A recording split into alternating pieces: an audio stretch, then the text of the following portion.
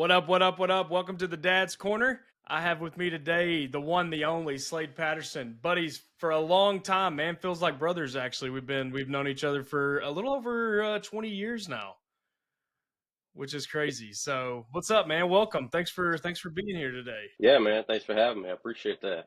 I know we're doing a little something different today. You want to open us in prayer? Sure. Let's do it. Let's do it. D- Dear Lord, thank you for this day. Thank you for Christ. Lord. Thank you for the time that you've allowed me to get this thing done, at the time that we had to share of this fellowship. Lord, I pray that you allow only what you desire to come from my mouth and not me speak it for myself. Lord, I pray that I only do what your will is, and bless this time. Let us have fun and protect us, be with our families. In your name, amen. Amen. Nice. Got the hat off. Let's go. Yeah, man. Let's do it. What's up?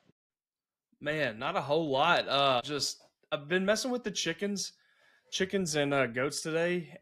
I got chickens that are getting ready to. They're brooding, so they're laying on. They're starting to sit. They're mad. Well, so funny thing about it is when I first bought them, because I buy my chickens online. I don't like to go to Tractor Supply because I don't. You never know. I don't want to get Quality, some. maybe. I don't know. Right. I get them from Ohio. I feel like that's good. If you want a chicken and you say I got it from Ohio, it carries some weight. Like you don't Oh, even you may be sitting here being like, "Dang, he gets his chickens from Ohio. That's crazy." I didn't even know how was made chickens. Well, they got a lot of them. Okay, well that's Hoover good to know. Hatchery. But Hoover yeah, Hoover Hatchery. Hafford. It's Yeah, yeah. easy. It's easy for me to remember because I laugh every time I say it.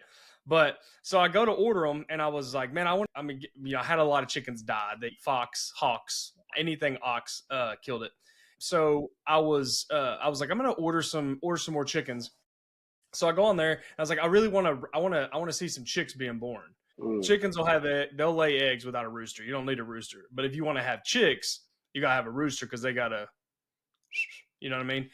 What is? I don't. Not in my follow. I see. Oh, I see. Yeah, yeah, yeah. Yep. Yeah, and it's a violent. I don't know if you've ever seen chickens, but like sometimes I feel bad for Casey because I'm like kind of bigger. But then I watch chickens and I'm like, well, she ain't really got it that bad. So I was like, I want to get some roosters that way I can have them hatch out.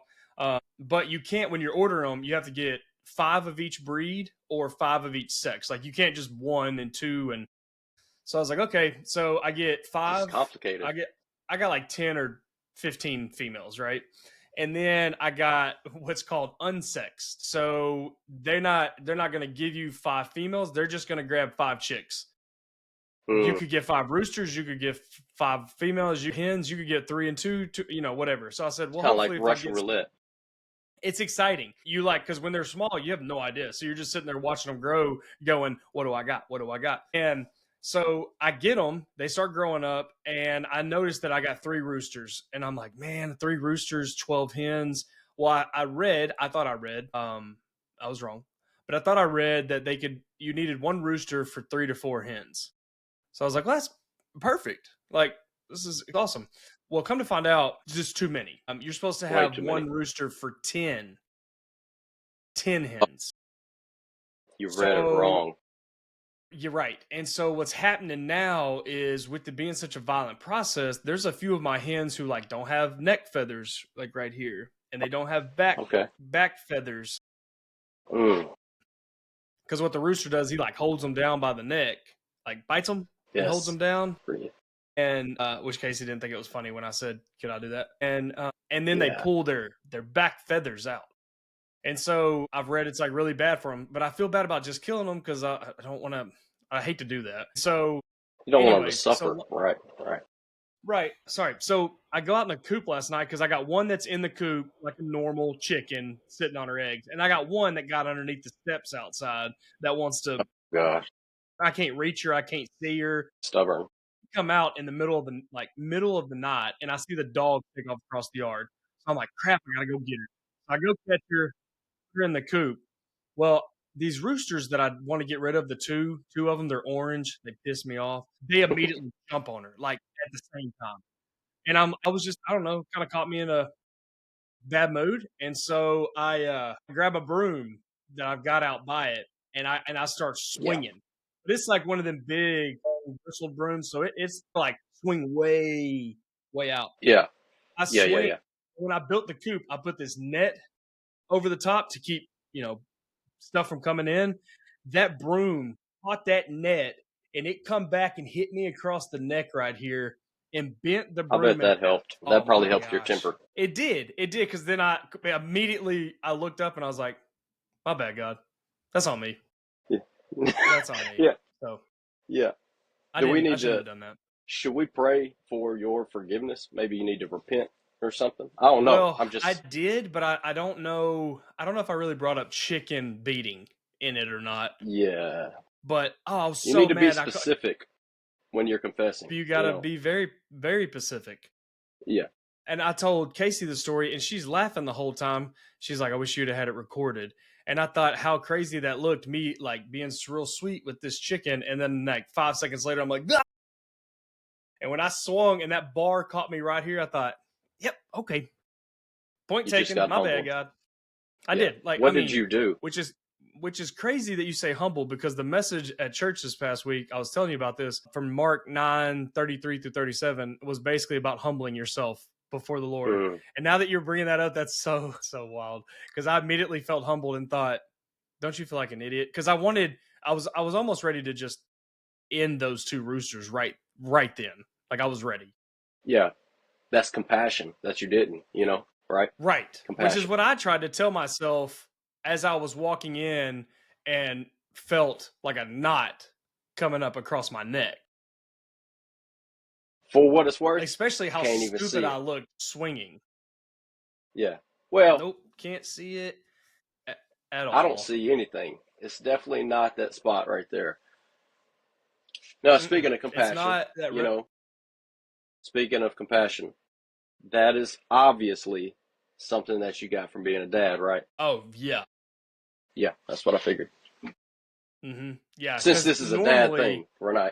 normally I wouldn't even have thought twice about it because I don't want the roosters, and I would eat them. I mean, I've processed my own chickens before. I've raised meat chickens, so I'm not gonna like let them go to waste. But it's also just it sucks being like, hey, I got too many of y'all. That's on me. Yeah. You know, Who's for supper? Yeah. right? Um, you know, But they're I so got to be good. honest with you, man. I mean, chicken is delicious. Whenever I thought about coming online and being part of this podcast, this is not really how I thought it was going to begin. But I am glad. I'm glad this is how we broke the ice because, you know, it could go anywhere from here, and I appreciate you. I appreciate that Well, story. that's why I was saying there's no like you. That's what I want this to be about, though. We last week we were talking about hunting. This week we're talking about chickens. I mean, and God, and I mean, who thought we were going to bring up Mark 9:35, That's 9:33? right. Like, probably not many people. But yeah, dude, it's I'm glad you're joining. You've got a very cool story that somebody will be able to relate to, and it's so much different from my journey as a father. So that's why I've been asking for so long. I'm glad you decided to jump on just so that you can kind of give us a little taste of kind of your journey to fatherhood and what that looks like and how different it is from quote unquote whatever's normal. But if you don't mind, just kind of give us a little background about you and Casey. Your wife too is also named Casey, which is, I That's mean, right. we do I mean, that's everything, kind of, yeah. we just We're just look at two us. peas in a Look at pod. us. Yep. Look at us. And I'm kind of glad that you touched on. You've been trying to get me to come on to your show for a little while because the reason I haven't, and we kind of talked about this earlier, but I was afraid to come online because we have a non-traditional family, and traditional family. I'll bring Webster into it for a minute. Traditional family, like I'm a mom and a dad, biological kids, probably a dog and a cat, white picket fence, things like that, and we have two dogs, a cat, no fence. We ain't got no fence. Mom and a dad, but two daughters, but they're not biological daughters. We're adoptive parents, and we've had them since they were born. My oldest daughter, her name is Aria. She's going to be 4 years old this month, later this month. That's Yeah, crazy. it is crazy. I have another daughter. Her name is Kalia, and she turned 2 in July. My wife and I, obviously, white boy, white girl. My daughter has brown skin. Another daughter has darker skin, black skin. So we don't all look alike, but it's crazy because we are so much alike. Like it's even as a prior to being a dad, I never thought about being a dad. I never thought about turning certain ages like anything older than 35. You just don't think of things like that. Yeah. Maybe people, maybe other guys think about being a dad and what it'll be like. I wasn't one of them. I never sat around thinking about what me and my boy or what me and my girl would do one day. Whenever we got married, and that was the next step. It seemed like, you get married, you have kids, and we were unable to have children biologically. It just wasn't working out. But the crazy thing, the cooler part of this story is Casey. She always wanted to adopt, always, even as a kid. And I can verify that because just hanging out with her dad and getting to know her over time, her family, like all the things don't just come out right whenever you get married. Over time, you start hearing things like, well, Casey always wanted this, or she always wanted that. I heard her dad say just last weekend, I was helping him out. She said, he said, Casey always wanted to adopt. Like, I knew that whenever, before we even got married, too. Casey said she wanted to adopt. So it's like, it amazes me. Like, our plan doesn't match up with God's plan. I think we all know that. Most people understand that, but still, you kind of hang on to a little bit of that control, like, or I did at least. Like, even though I don't think about being a dad whenever I'm in my 20s, whenever I got married, I just thought it was going to be like that. We're just going to have kids. It's just going to be that way, and we're going to go on about our life, and it's going to be the same. Never check up. No speed bumps in that area. And then there was, but even when there was speed bumps, we were unable to have biological kids. But at the same time, we didn't have we didn't go the adoption route because we can't have biological kids. That was already something that Casey had on her heart.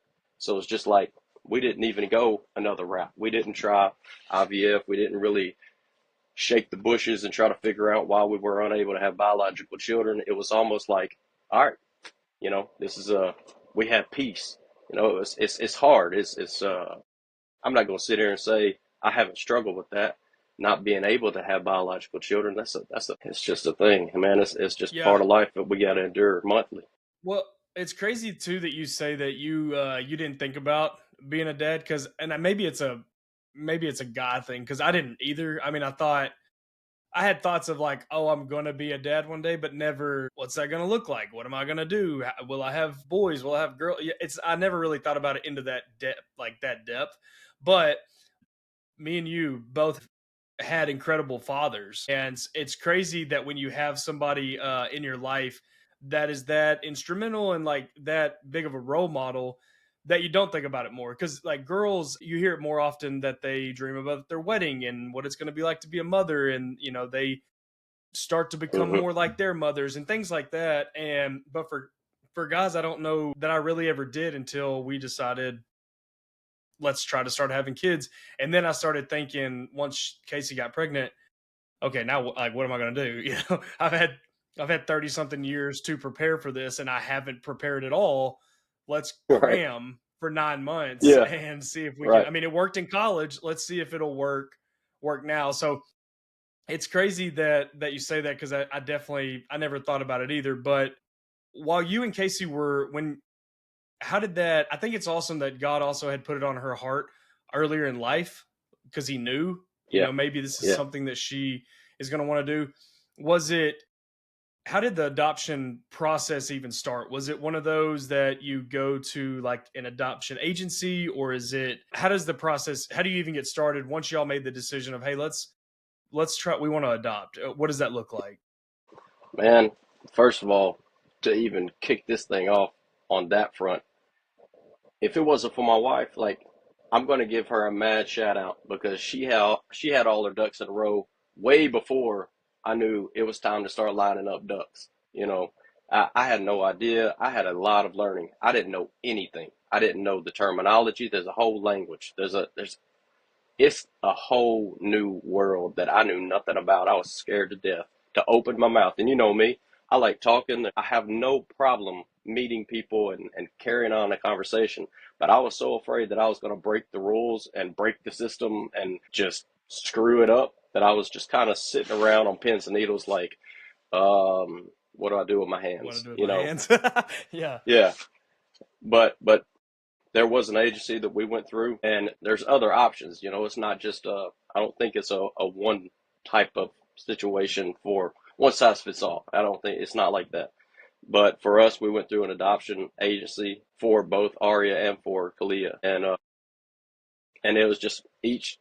I would say, and I can't speak for everyone. I hate generalizing statements, but I would say it's different for everyone. For us, it was different for from Aria to Kalia, that process and how that looked. But we had to become a waiting family. That was something that I didn't know. Is you don't just go to the adoption store and pick out a baby. You know, I know that Right. sounds very rough around the edges, but I didn't know anything about it. I knew that wasn't going to be the case, but I didn't know that we would become a waiting family. And you sign up with the way we did it, we signed up to become a waiting family. And the mother, the birth mother or expected birth mother, she chooses us. So I really felt like on that end, I really felt like I was in elementary school, like waiting to be picked on the football team. Like, who's going to pick me? You know, or who's going to not pick me? And when am I going to get picked? I was so arrogant that I thought, whatever this waiting list looks like, we're obviously going to be picked first, right? I mean, Yeah. I I was so mean, I was so cocky, and it didn't happen that way at all. Speaking of humbling, my gosh, man, it was so humbling, and it was so like after a while, once you wait for a long time, we waited. I want to say close to a year, or over a year, and when people say you don't have to worry about it, y'all won't wait that long. Y'all be picked in 6 months or whatever the word was.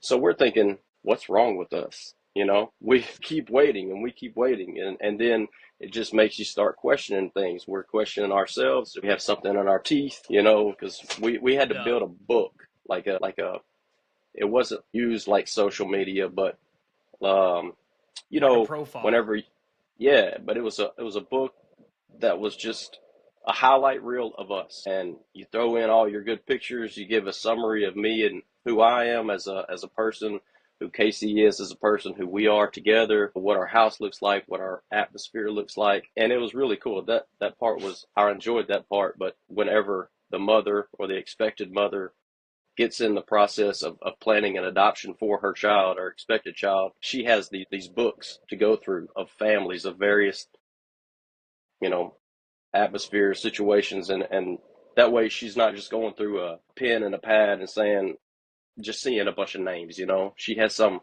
something to associate, something will stick out to her, or whatever it is, however it is that she chooses. But that's how we get picked, and we waited for So a when pretty you're good going while. through that, or do y'all have any, what's the communication like when you fill out the profile, you essentially, or the book, you hand it to the adoption agency?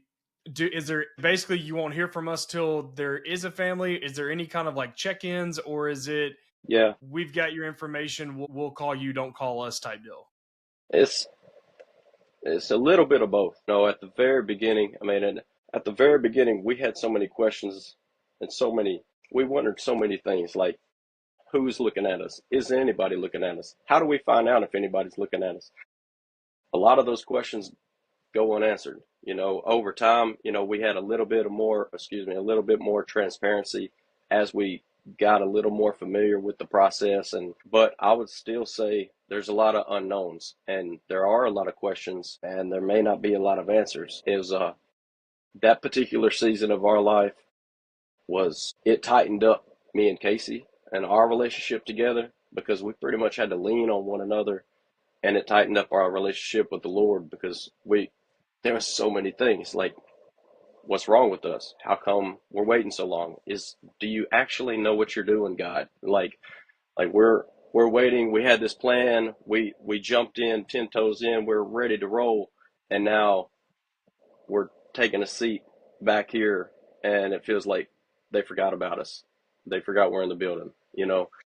And so the communication that was a struggle. It just was. But when you get chosen and the adoption process lines up the way that it was Supposed to. set up to do, I don't know. It's difficult. It's a difficult process because there's so many different perspectives in the adoption process. It's so easy to feel almost deserving, maybe, or entitled, maybe. I don't know if those are the right exact words to describe this, but there's a birth mother on the other side of this. Like, Yeah. there is a lady, there is a woman that is planning an adoption plan for this child.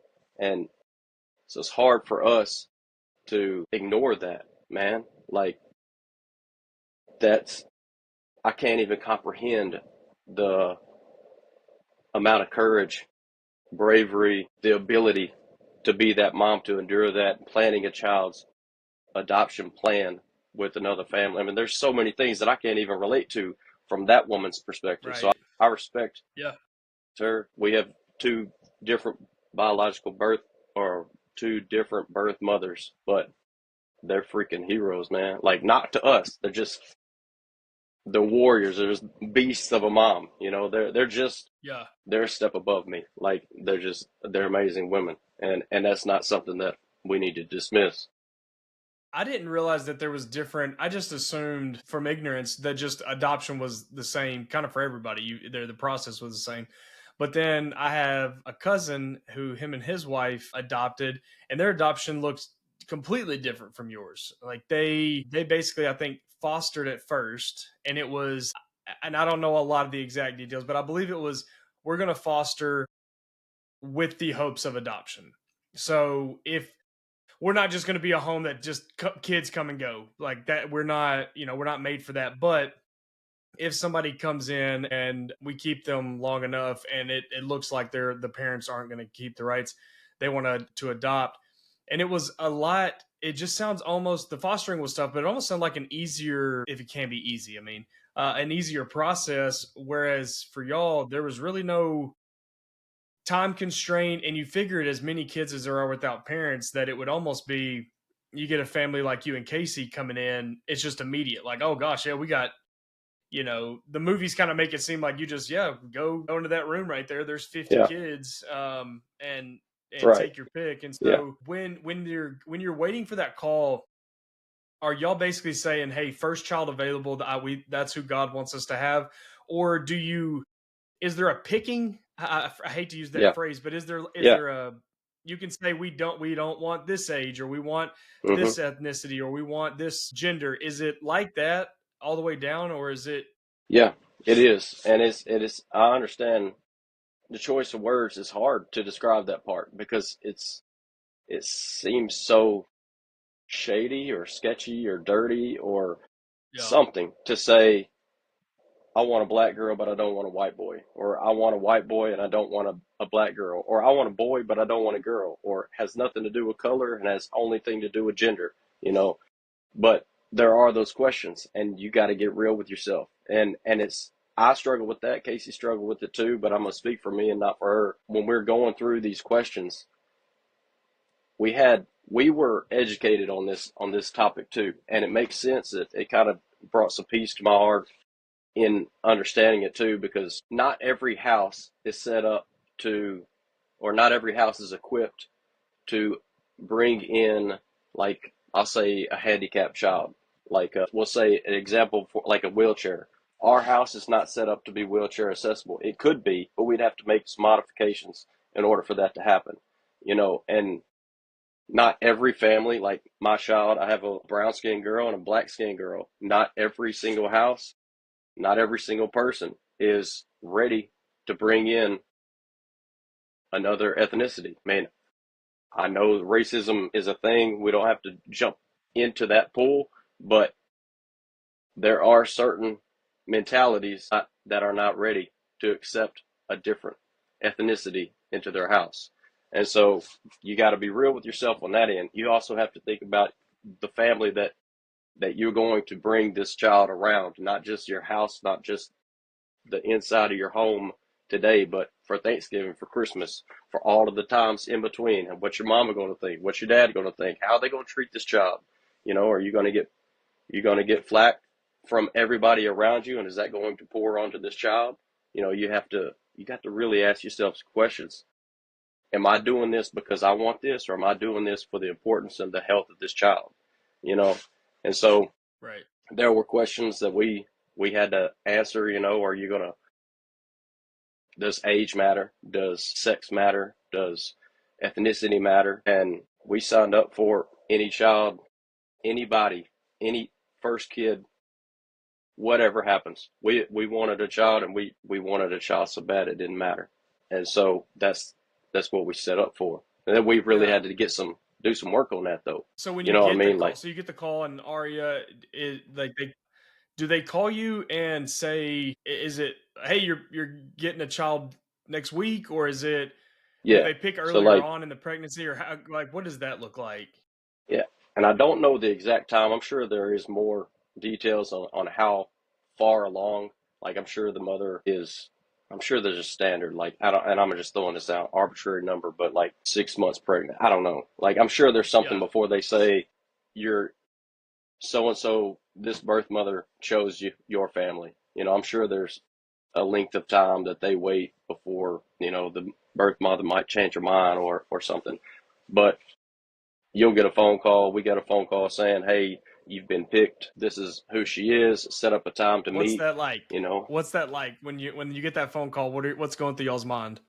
it's, man, it's incredible, but it's a little scary, man, because, man, it's exciting and scary at the same time. For me, I was thinking, thank you, Lord, for allowing this to happen. But at the same time, we don't know who we're about to meet. We don't know nothing about them. We know what they look like. We know what their name is, but we don't know their background. We don't know anything about them other than what you see is what you get. This is just the general basic information about what this birth mother looks like or who she is. And that meet and greet, it was like, man, for us, it was awesome. But because these women knock out, I mean, they're just amazing mothers, just awesome people, and that really helped, with our situation or just the situation itself. But it's like anything else, kind of like this podcast. I know I'm about to be online, and you just got those first game jitters. You don't know what it's going to be like. You're nervous. You don't know what to expect. You don't want to leave a bad impression, but you don't want to come off too showy. You got all these questions that you deal with selfishly, but as soon as we got in the moment and in that spot, it was just like, thank you, Lord. Like, Right. this girl's cool. She's cool. She likes us. We like that. It's just perfect. It's just like match made in heaven. How do you change the narrative? Because the first time you and I talked about it, I guess kind of foot and mouth type moment, which I think you had the same type moment, but just again being ignorant to the situation. And for me, having like you're calling them rock stars and calling them warriors and awesome moms, and for me, my mindset before talking to you was completely different. Yeah, it's common.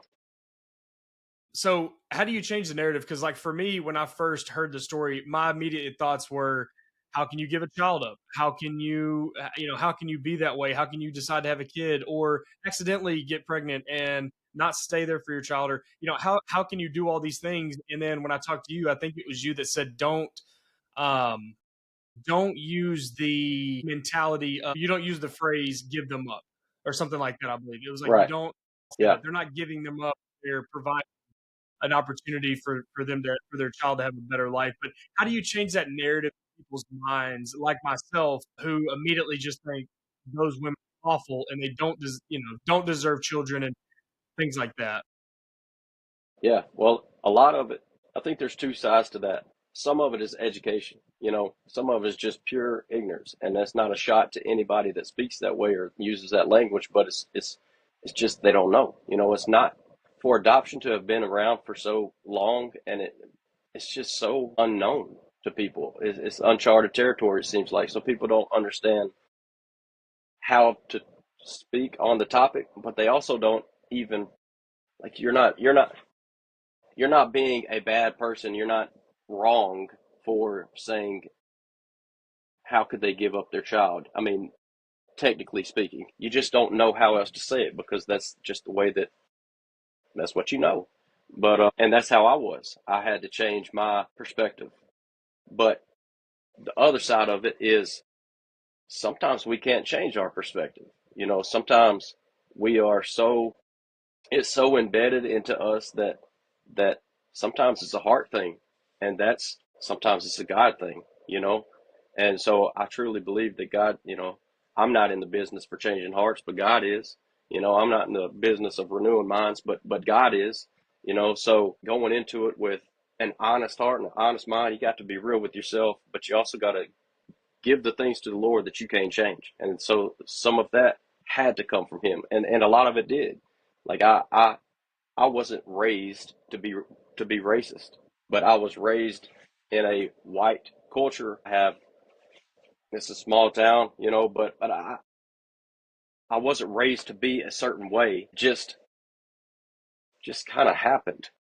Yeah, it's like, and I didn't. It didn't happen that I'm becoming racist. I don't know how to say I'm not racist, but I also think that there is a little bit of racism in me that was unintentional, you know, that was just there, and that was something that I had to handle. That was something that I was very insecure about, and still insecure about. I'm a little nervous saying this on here, you know, because it's so personal and it's so icky. Like, it's so Yeah. judgmental. It's so easy to be like, I cannot believe that dude said that. I cannot believe he's raising these girls and he has those words coming out of his mouth, Yeah. But it is so easy to cast that on people and throw that stone at folks. And then you're like, wait a minute. I can relate a little bit. It's scary. It just is. I was afraid that I was going to not be a good dad because I'm a white boy. Period. I was afraid that I wasn't going to be a good dad because I'm not around that culture. I don't know a lot of white boys with black girls and white boys with black guys and kids. I'm just not. That's not what I was raised around. I was raised around white dads and white sons and white dads and white daughters, you know. So it's something that I had to learn, but it's thank God for God. I think it's powerful that you say the phrase about I'm not racist, but I feel like there's a little bit of racism in you. And because I just want to elaborate on kind of what I think you mean by that, because I've felt that before. When you grow up in the South, you hear plenty of racism. I mean, you hear comments and names and things like that.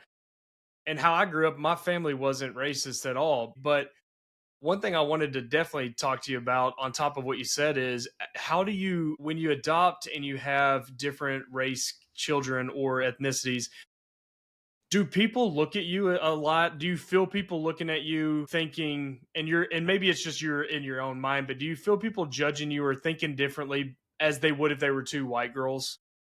Yeah, and yeah, it happens. And man, people love to give their opinion. They love to tell you what they think is going on. Like at the grocery store, a white woman, man, she's just looking at you like she's gonna say something. She's gonna say something. You can tell she wants to say something, you know, and she does, and she'll just like, is that your cousin, or are you babysitting, or like, first of all, I don't know you. Leave me alone, Yeah. Uh, but but And uh, what a but it's random like, statement to say. yeah, like you don't. It's it bothers people more than it bothers us. It bothers more people than it bothers me. Some people are just like act like they don't even notice. They don't have a clue what's going on because that white man is holding a black girl. They don't look alike, and that's probably his wife standing beside her, and she ain't black. You know, so it's almost like you see people trying to figure it out, but then you got the folks that are like probably adopted kids, and you almost want to high five them, be like, yeah, thanks. But mind your own business, go on. I mean, it ain't why you got to look at me. Don't worry about me, Yeah, you'd but never see the same race walking through there and go, adopted or yours? Like yeah, it's like, you'd never say that. you, yes, we know we look different than probably the majority of the families in wherever we are. And at the very beginning, I was a little self-conscious about that, but now it's almost fuel to the fire, man. It just kind of motivates me, not in like a aggressive, like chip on my shoulder way, but almost like, yeah, I'm different. Yeah, I ain't worried about it. You like this? This is where we are. This is what we do, and this is how we're gonna raise these girls. Like, I ain't worried about you. Like, I used to be worried about you. I used to think, what are you gonna think? But now it's like it's almost a freedom I was in bondage almost, and that chain's been broke. Then I ain't even tripping about what you think about me. Like I ain't worried about nothing. So for me, it's almost freeing. I know people are trying to figure us out, but I ain't studying you. I ain't worried about it. Yeah. That's awesome. So with fatherhood and both girls, and what's different about, I know you've talked about being a biological father and adopting, but what's one thing about fatherhood once you started thinking about it? What's one thing that you were not prepared for, and what's one thing that you feel like, man, I'm hitting a home run at that. Like I'm doing well. Man, it's funny you say that because it kind of, I'm going to answer this as kind of a a different type of an answer because I used to think I was going to make the best husband in the world. Like I just thought that I was going to be the man. Like other men are going to be jealous of me as a husband, and other wives are going to be like, "Man, I wish my husband was like you." I just thought I was going to be the man. I did. Way too much confidence, way too much. And I have been humbled almost by the minute of my marriage. And just didn't think about being a dad, man. But as I got into it, it seems like, man, it seems like being a dad is easier to me than being a husband. And I don't know. We can unpack that another time if you want. Maybe I can come back and we can talk more about being a husband than being a dad. But being a husband is difficult, probably because my spouse is a full grown woman and not a child. But it's easier for me to act like a fool and be silly and be a child and get on their wavelength. And it's easier. That being a dad is so much easier than I expected it. But what is not easy to me being a dad is I can't. This is also another topic. We can come back to this on another day. But we discipline our children, but we don't spank. We don't hit. We go to timeout. And the reason I even bring that up is because like if I'm telling Aria not to do something and I can tell it rattles her to her core, she will just sometimes we get mad. I still get mad. If I get really heated, I'll start crying. My eyes will tear up. And so I know that's a normal thing. If I don't get what I want, then it's normal to cry. But there's a difference that I wasn't expecting as as I see my daughter, like her feelings get hurt so bad and she just like melts. And I can tell in that moment, this just happened the other night. We were trying to go to bed, and I laid down with her, and it was time to stop playing, and time to close her eyes, and time to go to sleep. But she wanted to keep playing. And her eyes, man, they welled up with tears, and her little mouth just like so sad. And I was just like, screw it, let's jump on the bed, let's You go. want a pony? Like You want let's go. yeah, we're gonna whatever you want to do. You want to paint? We're gonna pull out the paint. We're gonna finger paint the bed. Like I'll take the heat. I'll get in trouble for this. I didn't expect discipline to be so freaking hard, and not just that, but like just being able to teach my girls the basics of like listening and waiting and respect. And I know they're young, but it seems like that was just embedded into my head as a kid. Like all I know is respect your elders, have manners, be polite, yes ma'am, no ma'am. That's the way I was raised. It was, and I think that's what. But they did it at a young age, so that when you got old enough to know the difference, you're like, yeah, it just seems normal. So, and I've Yeah. said this numerous times on the podcast. We don't allow our kids to sleep in our bed. The only time they get to sleep in our bed is if they're sick. Like that's it. I mean, there's no. Well, the other night, Cope had been sick and he hadn't been feeling well, stomach issues, and he had been up like in the middle of the night. I mean, I say middle of the night for them. This is like 10:30, 11. He'd already been up twice, go to the bathroom. So it's like midnight. He comes in there. Casey and I are kind of winding down for the night, and he comes in there. He goes to the bathroom, and he comes back out, and he said, "I want to go. I just want to sleep with y'all." And I was already. I mean, I already had come out and was like, "No, you're gonna go to your bed."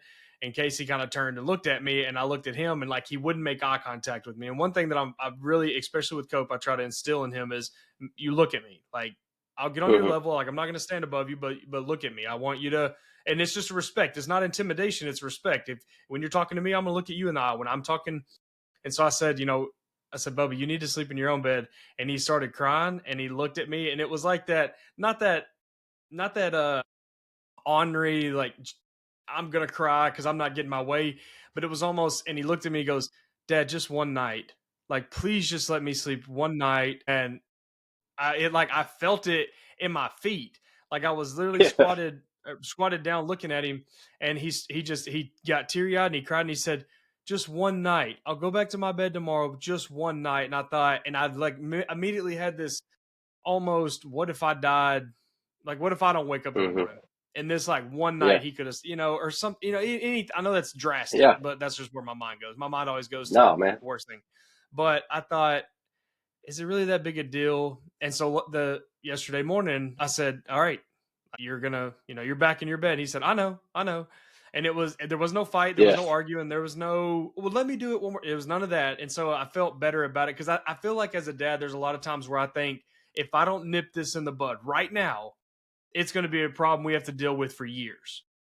Like we got friends who their kids, they started it young and they're still trying to get them out of their bed. And I'm not saying that's bad Hmm. or good or any different. It's just that's not what we wanted. And so anytime the kids wanted to come in there, I'm like, with a 4-year-old, I'm 3-year-old, I'm like, all right, listen, here's a contract. You're stating right now this is only your one time to get in this bed. You're never getting in this. And That's right. sometimes I think for me, I struggle with just chilling out a little bit and not, it's one night. Like now, if one night turns into two, turns into three, yeah, you got a problem. But it's just one night. He never does it. Just like one time this was a couple, he hadn't peed the bed in so long, but it's like he wet the bed. And in my mind, I'm talking to Casey, like, what do we need to do? Why is he wetting the bed? And she's like, Jason, he was super tired. He didn't go before he went to bed. Like, it's not that he's a Hmm. bed wetter. He just happened to wet the bed once. And Colin's the same way. She's only done it like 3 times in her entire life. But every time I'm thinking, man, and I'm like, one thing I've noticed for Casey and I, and her and I talk about this a lot, is our kids are so good most of the, like 99% of the time, that when that 1% happens, we immediately go, why are they acting out? Do they need different Hmm. discipline? Should we, we make this big, especially me, but I make this big deal about is what's changed. Did somebody give them red 40? Like, what are we doing? Who's been giving them dyes? And, Yeah. stuff like that. And because it's almost like the world has gotten you to where it's like, if your kid is acting like a kid, there's something wrong. And Yeah. sometimes Yeah. Casey's really good about just saying, Jason, they're 3, they're 4, they're 5, like Yeah. they're still trying to figure Casey out, is too. when they get mad, they're still trying to figure out that it's not like how to let they're mad without just it being like this craziness. They don't know how to say, I'm mad about this, or I'm pissed. And Cope's gotten real Hmm. smart with words, and he's gotten to where he did something the other day in the kitchen, and I said something to him, and he said it back to me using my words that I had said like a couple days before, to basically Hmm. prove that I was wrong. And I Man, thought, and diabolical. I thought, okay, like, all right, well, like, I see okay, you. point Yeah, proof, I got like, good job. Yeah. you. Yeah. So I wish so badly I could. I'll have Yeah. to ask That's. Casey because I can't remember what it was, but he said it and he looked at me and he goes, but I'm not doing it. And I was like, ah, Mm. technicality. Yeah. Yeah, man. You found the loophole. I mean, that's pretty Yeah, genius, actually. You I can't. It's know, really but hard to be mad about that. But yeah, to your point. I mean, saying no is so freaking easy. Like, and I like to draw, and so I have a lot of art supplies. I feel like a 4-year-old when I say that, but I have a lot of art supplies that I don't want my 4-year-old messing with. But like just this morning, all right, I got this really cool stainless steel colored pencil box. It looks really cool. I'll have to show you sometime. But I don't want nobody messing with it but me. But at the end of the day, it's just a pencil. It's a pencil, you know? And so whenever we were coloring, I showed her this because I was really trying to distract her and get her mind off of something else. And it worked. It was real shiny. It looks awesome. And you open it up and it's like angels are singing and now these wood grain. It's just really, even though pencils are made of wood, it looks like wood grain. And it's just, man, they just look cool. I knew it was going to make her think, I want all of them now. So I was really, I want really, to break really, something. Yeah.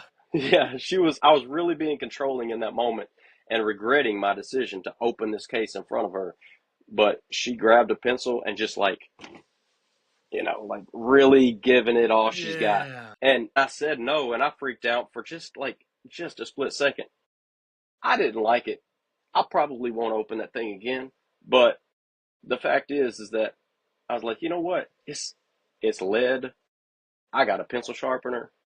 I can make this thing look just like it did before you just smashed this pencil's lead head off. You know what I mean? She didn't break the pencil. She didn't.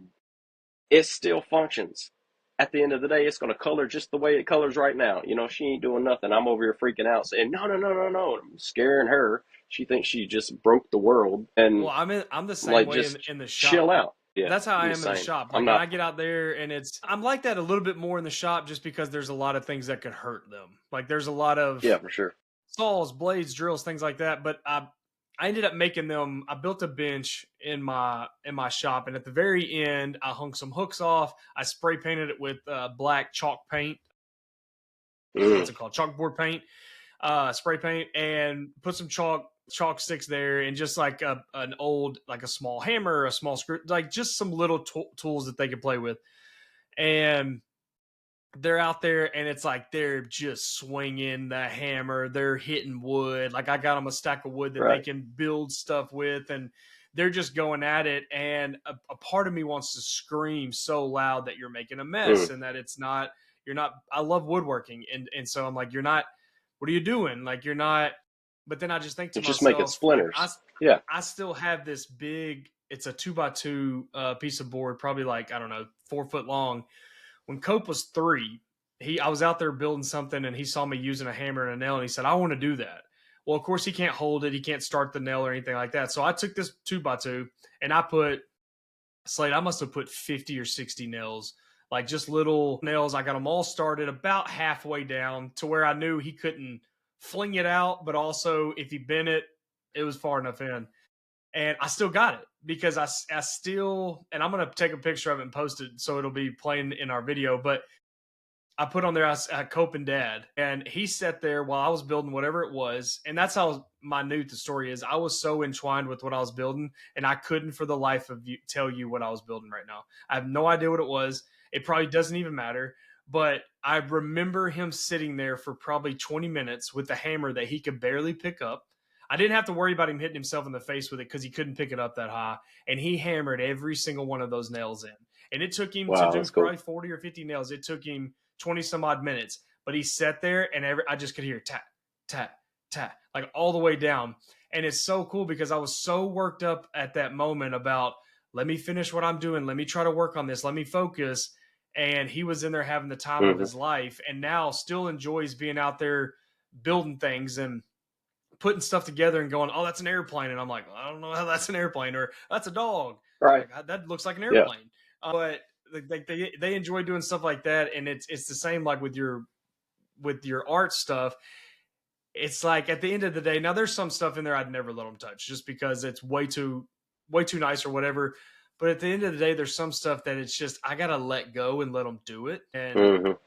just relax. Like because this was not even 5 years ago, but in 5 years, I'm not gonna remember what I was working on, what I was cleaning, what I was doing, but I'm gonna remember, man, when Cope and Colin sat there and built that airplane, or when Cope hit all them nails in, or the kids built this shop, this sign that I put out, and it says "shop" pointing this way, and it's horrendous. I mean, it is large and it is crazy and it is so many colors, but it's like it's kind of cool now. And if somebody took it out of the yard, I'd be pissed. Now it's I see it every time I go to the shop. So it's just kind of not sweating the small stuff and being reminded daily of like they're still kids.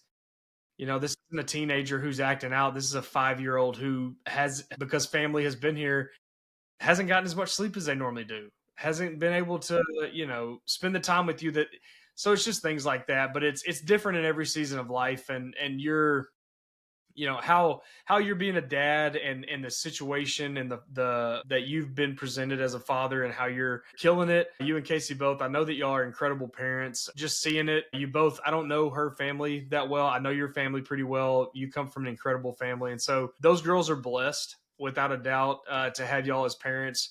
especially to have you as a dad. Now, granted, I don't know if they'll ever be allowed to date or if they'll ever be allowed to leave the house, which is going to be an issue. But Yeah, we're gonna have to cross that bridge sometime, but it's not going to be anytime soon. yeah, well, and they're almost the same age, so you get to like back to back with it. So Khalil will at least get to be like, well, Arya didn't get to do anything, so I guess I won't either.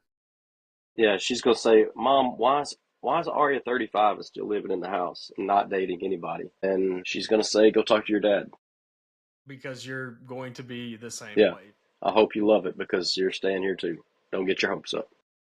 Well, dude, it's been awesome. I definitely want to have you back on and continue the conversation. I think you, like I said, the reason I'll just reiterate it, you provide such a unique experience to fatherhood that I don't have anybody else to mirror it after or to talk about it after or to even compare it to. So I appreciate you just providing some insight and also just how those are your girls. Yeah, man, Like you can use biological or adoption or what, those are your daughters. that's right.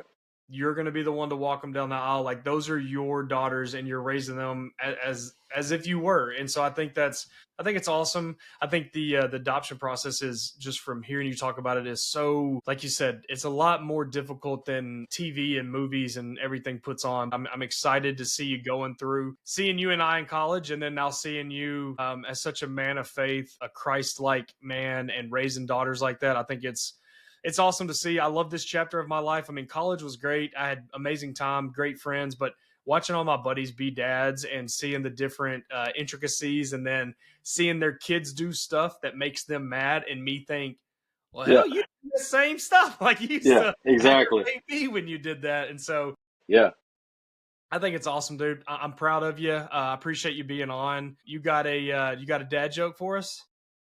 man. I have a couple, but let me think about which one is. Hit me with both of them. Yeah. Well, did you hear about the fire that they had it in circuses back in the day? Yeah, it was intense. Did you get it? I got it. I love Intense, them. like Intense. I got 10. it. I got it. I got it. Yeah, All right, let me tell yeah. That's one while you get ready for your other one. okay. I heard this last night and I think you're going to think it's funny.